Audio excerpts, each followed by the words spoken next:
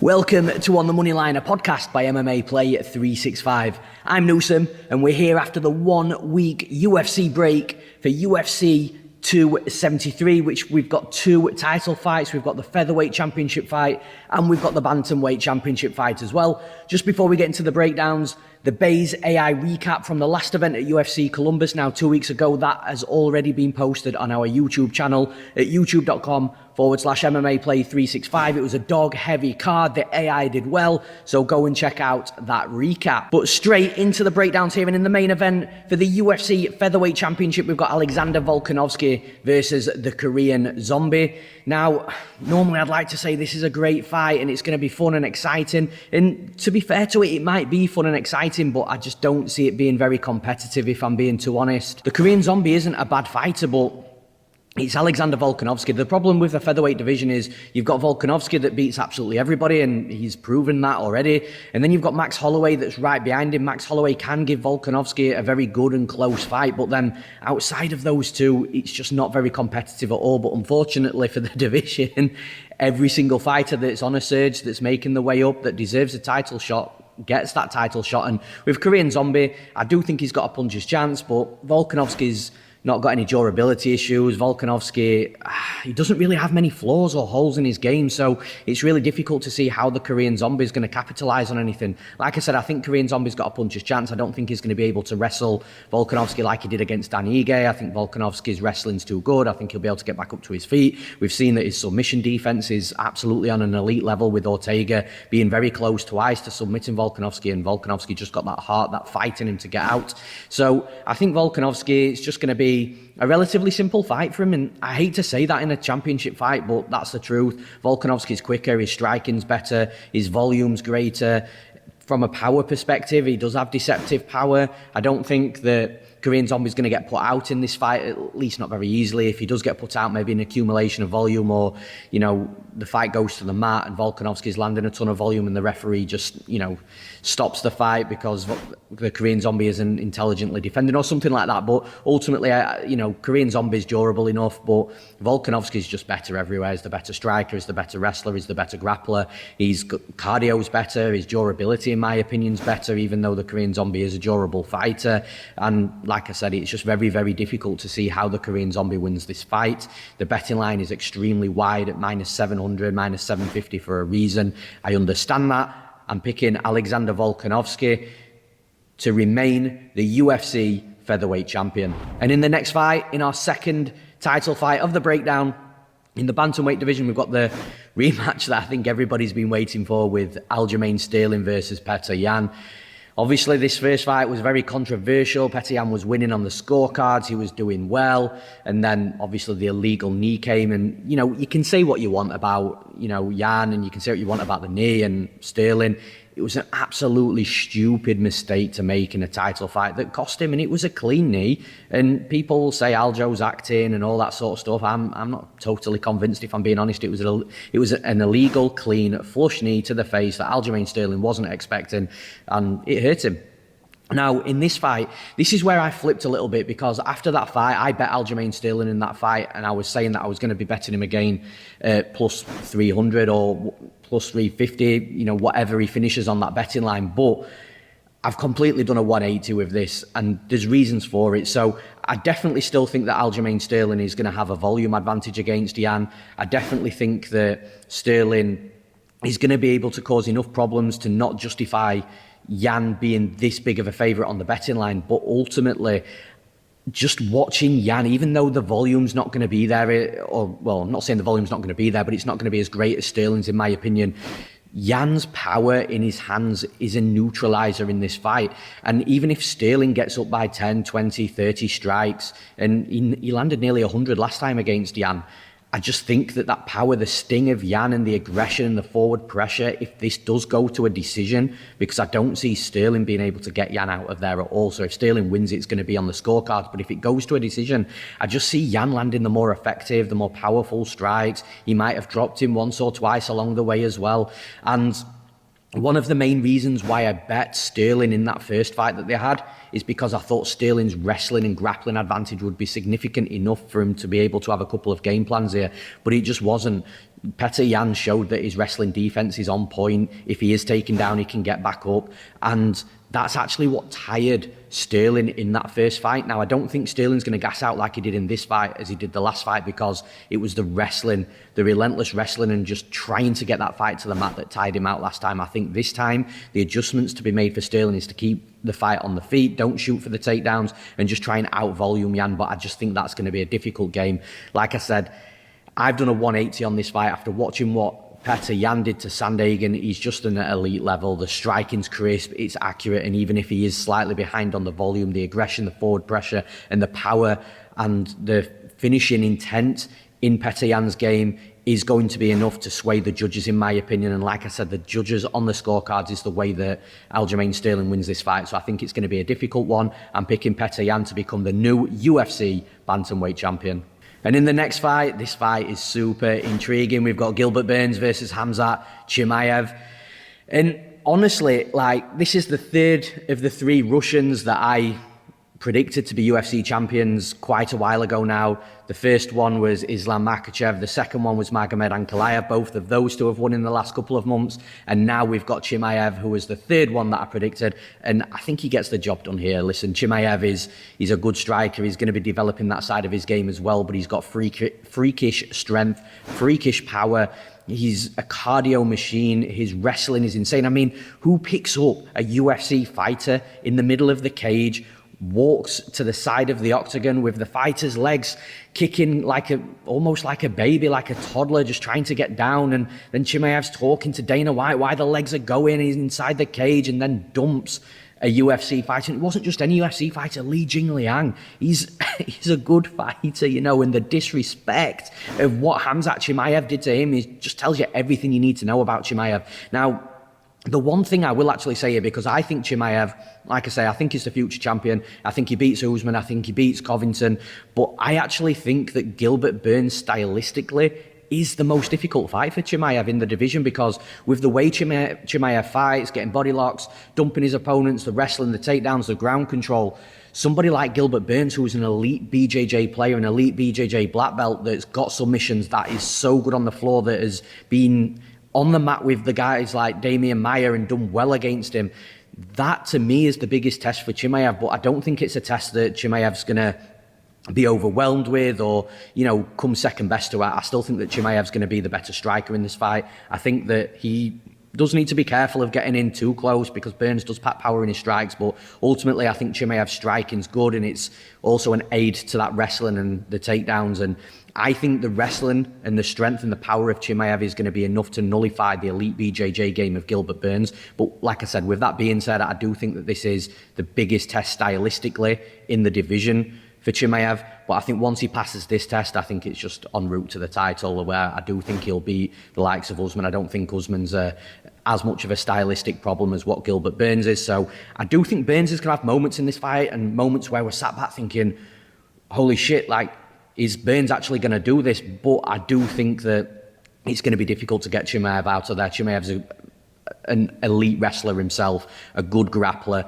good ground and pound, good submission game himself. So Burns will have his moments, but I think it'll be very few and far between, and I definitely think that they'll be early in the fight opposed to being late in the fight. I think Chimaev is en route to that UFC goal, that he will be a UFC champion, and this is just the next stage in that rise to the top. I'm picking Khamzat Chimaev to win this fight. And in the next fight, talking of jiu-jitsu, we've got Mackenzie Dern versus Tecia Torres. And this is an interesting fight because Tecia Torres is on a bit of a resurgence herself. And I say that with, you know, a bit tongue-in-cheek, because Tecia Torres has actually only ever lost to the best fighters in the division. You know, you look at her history in the UFC, and she's only ever lost to the best. So saying she's on a bit of a resurgence is, you know, there's not 100% truth in that, because she's just been beaten by better women. But she is now doing very well inside the cage. She seems to have a flow back. She seems to have a confidence back. She's got a speed back. Her striking's good. Her wrestling defense is good. And the wrestling defense is what's got to be on point in this fight, because Mackenzie Dern, it's no secret,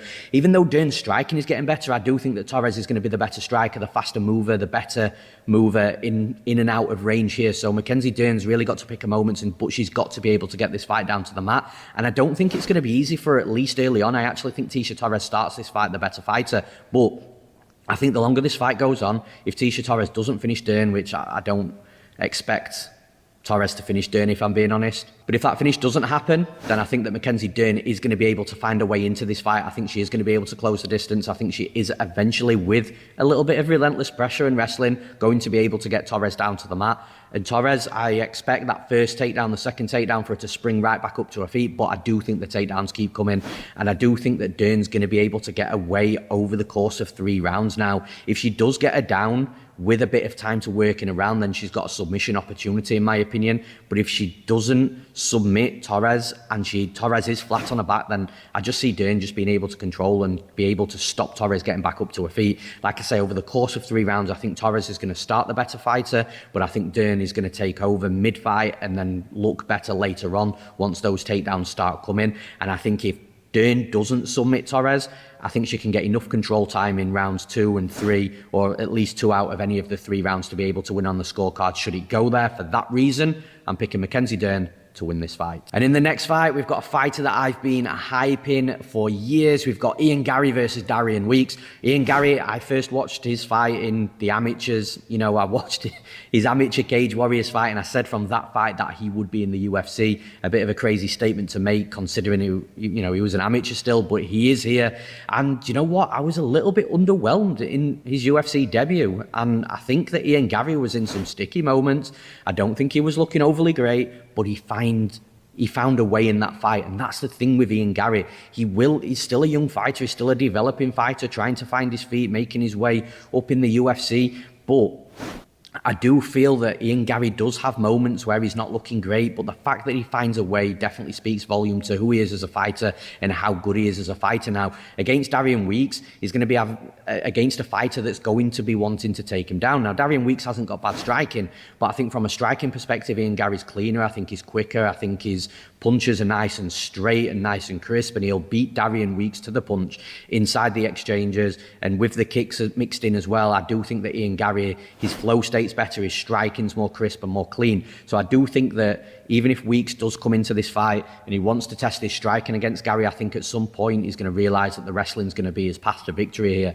And I do think that he's going to be able to score a couple of takedowns on Garry, but Ian Garry's jiu-jitsu's good. His ability to get back up to his feet and scramble is really, really good. So again, I think this is one of these typical fights where I think that it's going to start striking. I think the wrestler in Weeks is going to come out. I think he's going to start shooting takedowns.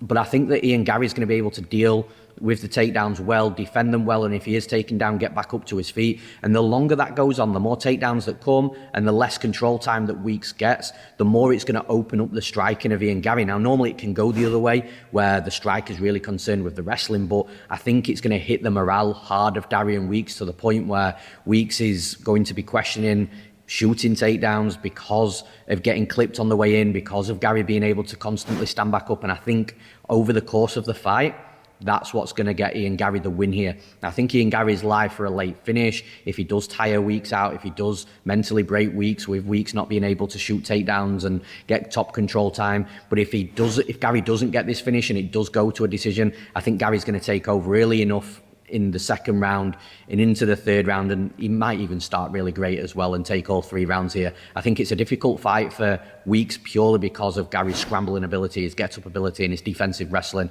So I'm picking Ian Garry to win this fight. And in the next fight, we've got Jairzinho Rozenstruik versus Marcin Tybura.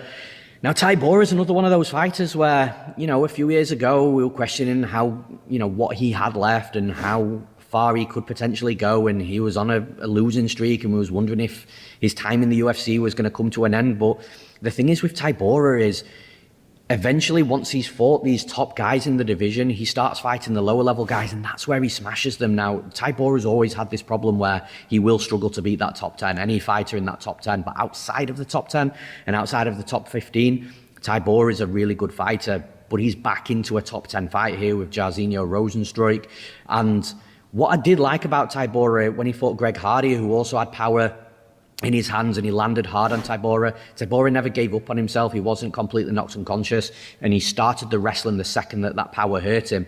And that's a path to victory here for him against Jairzinho Rozenstruik. But the thing is, I feel with Tybura, if he does want to wrestle Rozenstruik's not an erratic mover where Tybura's just going to be able to catch him off balance or catch him overexerting.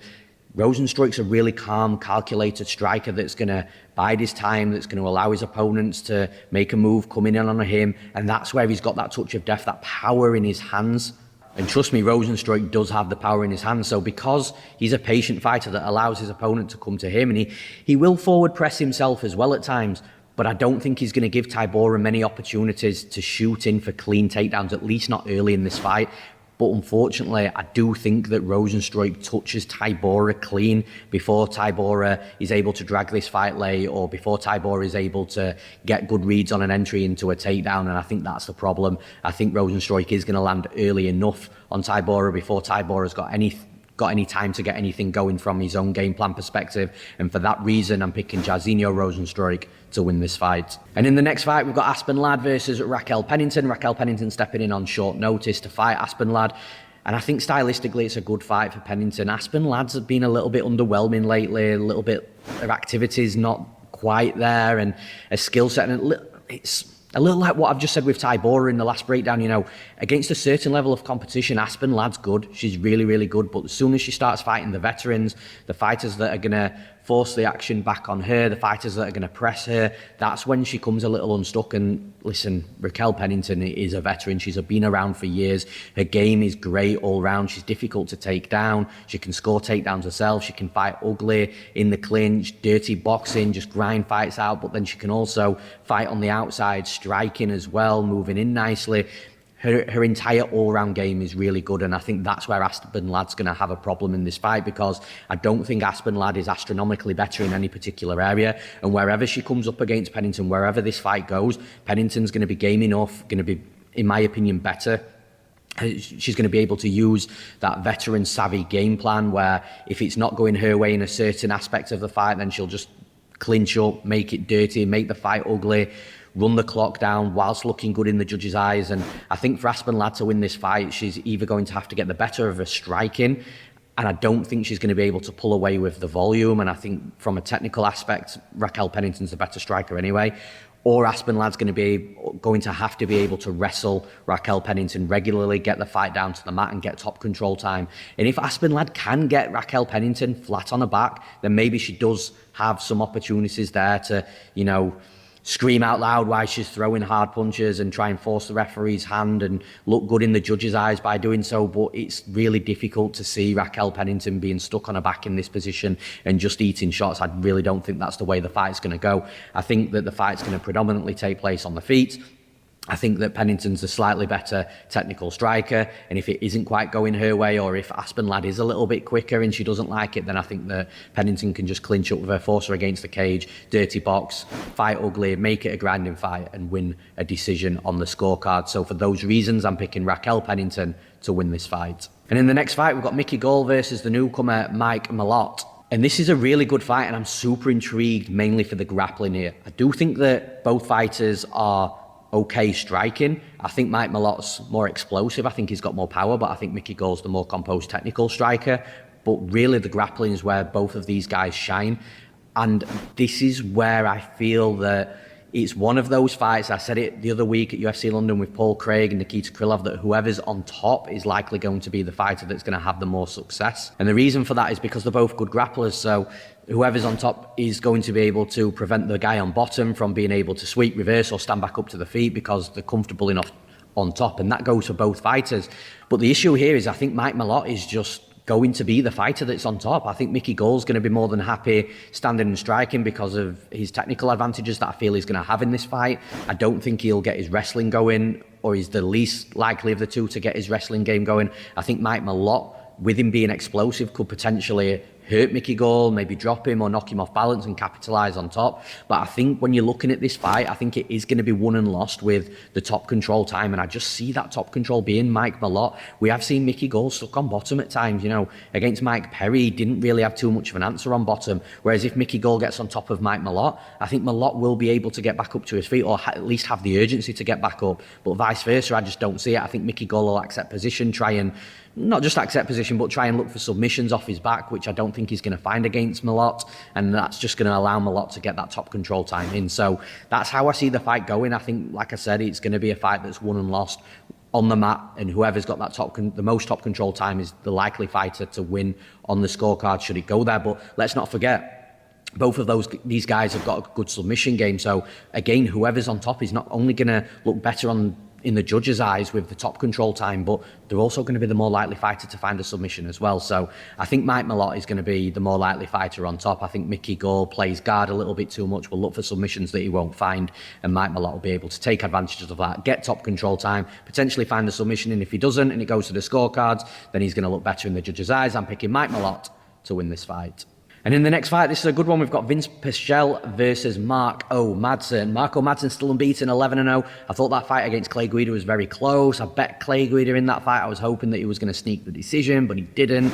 But Vinc Pichel is an interesting out for somebody like Marco Madsen, because Vinc Pichel is a veteran. He's been fighting some of the top guys in the UFC for years, but he's good everywhere.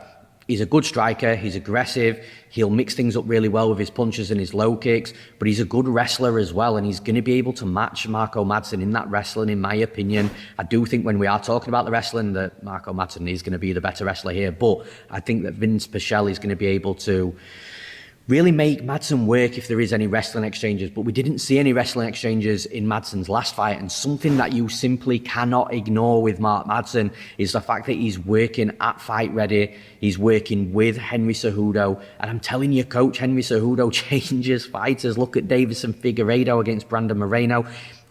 Not only did he win, but he looked like a totally different fighter. If that Davison Figueiredo against Brandon Moreno last time out was the Figueiredo that we'd seen previously, he'd have lost that fight. But the adjustments, the changes that Cejudo and Fight Ready made with Davison Figueiredo allowed him to win that fight. And even you look at Mark Madsen's last fight against Clay Guida, he didn't need wrestling, didn't use wrestling. His striking looked so much cleaner, so much better. Yes, there is development still to be made in that striking from Madsen, but the difference from one fight, from his last fight to that fight, the first fight he had with Fight Ready and Henry Cejudo, the striking difference that we saw from Madsen was astronomical. So you've only got to assume that Madsen's continued to develop and he's going to look better from a striking perspective in this fight as he did last fight. And if we see that big gap in skill development from Madsen outside of Fight Ready to the first fight under Fight Ready, and then from that first fight at Fight Ready to right now, if that's the same level of improvements, we're going to see a massive development in Marco Madsen's game. He does have wrestling in his back pocket as well. Like I said, I do think he's the better wrestler. I think his cardio will be getting better over at Fight Ready as well. They've got a good strength and conditioning program over there. So I think when you're really adding everything up, I think Pichel's going to be in his face. I think he's going to be live. I think he's not going to be going anywhere. But I do think the developments of Marco Madsen with his striking, with his cardio, and then maybe even mixing up some wrestling in this fight as well, which he didn't in his last fight. I do think that Marco Madsen will have a slight edge in this fight when you're piecing everything together. It's just Vinc Pichel won't be going anywhere. So Vinc Pichel won't go anywhere. He will make this fight competitive, but I love the developments of Marco Madsen. I think he develops even further from his last fight to this fight with Fight Ready. And then if he starts mixing in the takedowns as well, I think he's going to have a couple of paths to victory. I think he's going to be able to mix things up really well to, just do better in the more significant areas than Vinc Pichel. So for those reasons, I'm picking Marco Madsen to win this fight. And in the next fight, we've got another fighter stepping in on short notice. We've got Aleksei Oleinik versus Jared Vanderaa, who is stepping up and replacing Ilir Latifi. So Ilir Latifi and Aleksei Oleinik should have fought a couple of weeks ago. Ilir Latifi had a stomach bug. It got rebooked for this event, but it appears that Latifi just hasn't recovered from that stomach bug. So now Jared Vanderaa stepped in on short notice. I think this is a much better fight for Aleksei Oleinik. Jared Vanderaa, his ceiling's not very high in the UFC, even though he is a UFC caliber fighter, but he's not got the typical one-shot knockout power for a heavyweight. Sure, any heavyweight that lands clean and flush can score a knockout with a 4-ounce glove with the size of these dudes. But typically, Jared Vanderaa doesn't have that raw knockout power that Aleksei Oleinik normally succumbs to inside the UFC. That's where he normally has his problem, where he's fighting these explosive knockout artists and just can't get his game going because of that. And eventually, he does get clipped and then he shells up and, he's normally over not too long after those moments. But against Jared Vanderaa is more of a type of accumulation of volume type of fighter where he won't look for that one-shot knockout, but he will look to accumulate volume over the rounds. But one of the big issues that I've got with Jared Vanderaa, he's got a 20% takedown defense statistic. He's only fought two wrestlers and grapplers inside the UFC, which was Romanov and Spivak, and he was taken down 8 times over those 2 fights. Spivak finished him in round 2. Aleksei Oleinik fought Spivak in his last fight. He did lose that fight 29-28, but he took a round off Spivak, and it was a relatively close fight. So I think there's a big difference in quality here, is what I'm trying to say. Sure, there's some red flags on Oleinik with his age, with his cardio, with his durability, but there's also a big gap in skill and experience. The big gap in skill on the mat, the BJJ. Oleinik's a phenom, and if this fight does go down to the mat, which, like I say, Vanderaa does have problems defending takedowns, and he does get stuck on his back, and when Oleinik's on top of him, you know, if he gets stuck in previous fights, he's definitely going to get stuck against Oleinik. If Oleinik gets him flattened out, I think Oleinik's going to have a lot for Vanderaa on the mat. I think he's going to be able to score takedowns. I think he is going to be able to rack up submission attempts, and I think it's only a matter of time, if he's got time to work on the mat, that he finds a submission on Jared Vanderaa. And even if this fight does go 3 rounds, I expect Vanderaa to land some volume. But if Oleinik's shooting takedowns and getting some decent top control, he only needs to do that in the first 2 rounds out of the 3, which I think he's capable of. Like I said, the big holes for Vanderaa are in his wrestling defense, are in his ground game, and that's where Oleinik is so much better than Jared Vanderaa, like astronomically better. That's where the problem's going to be for Vanderaa. I'm picking Aleksei Oleinik to win this fight. And in the next fight, we've got Anthony Hernandez versus Josh Fremd making his UFC debut. Now, Josh Fremd's really interesting. He's got a wrestling background. He's aggressive. He's got some knockouts as well. But the thing is with Fremd is I find that he's very hittable. He has been hurt on numerous occasions, and that's definitely a concern against Anthony Hernandez. Now, Hernandez isn't the super durable fighter himself. You know, he's been hurt on multiple occasions. He's been finished. And again, his durability has been in question in previous fights. But I do think that Fremd, the fact that he's making his UFC debut and he's not looked that great in regards to being able to have clean fights outside of the UFC against the lower level of competition, when you're comparing it to someone like Hernandez, who has been in the UFC for a while now, I think that's where his real problem is. Hernandez is going to be able to be aggressive. I think he is going to be able to force Fremd back. I think Hernandez is the better wrestler. I do think he's going to be the better submission grappler as well. So because he's got those wrestling and submission threats, I feel that he's going to be able to force Fremd backwards and cause a little bit of hesitancy in Fremd's game. Fremd's making his UFC debut. I think that the win that Anthony Hernandez had last time out, the amazing win, the submission win of Rodolfo Vieira, is going to be enough to rebuild that confidence in him, to come forward, to land hard. I do think he's going to hurt Fremd early in this fight. Whether he gets him out of there, I'm not sure. But like I said, Hernandez has got good wrestling and good submission grappling as well. So I feel like he's the more complete fighter. From a durability perspective, both fighters do have issues, but Fremd's been having the durability issues against a weaker level of competition, which is the main concern. Couple that with, like I say, Hernandez being the UFC veteran and the better striker, wrestler, grappler, and having power. I'm picking Anthony Hernandez to win this fight.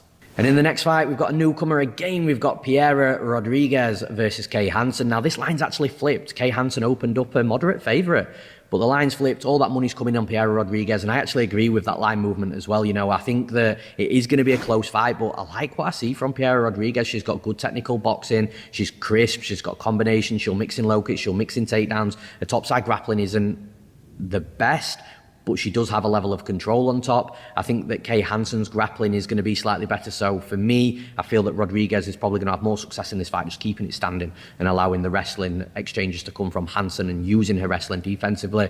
But I do think that if she tires Hansen and if she does start tagging her up, then the takedowns could be there to mix things up. But this is where I like Piera Rodriguez, because although I do think the fight is going to be relatively close, I think that Rodriguez is just slightly better in every single area. I think she's definitely the better striker with a boxing, like I say, clean, crisp combinations, but then the ability to mix things up with takedowns as well. I do think that Hansen is the slightly better grappler, so maybe Piera Rodriguez isn't slightly better in every area. I think Hansen might have that slight edge in the grappling, but it's nothing crazy. I think Piera Rodriguez is going to be able to mix things up in this fight.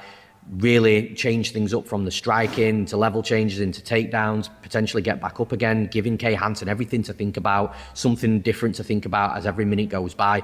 And for those reasons, I think Piera Rodriguez is going to find success in this fight. I don't think she gets Hansen out of there, but if we are talking about a 3-round decision, I think Rodriguez is going to land the slightly more volume, the slightly more effective, hard-hitting shots, and with some takedowns mixed in there, I think she'll be able to take a decision on the scorecard. So for those reasons, I'm picking Piera Rodriguez to win this fight. And finally, the first fight of the night, the final fight of this breakdown, my favourite fight on the entire card.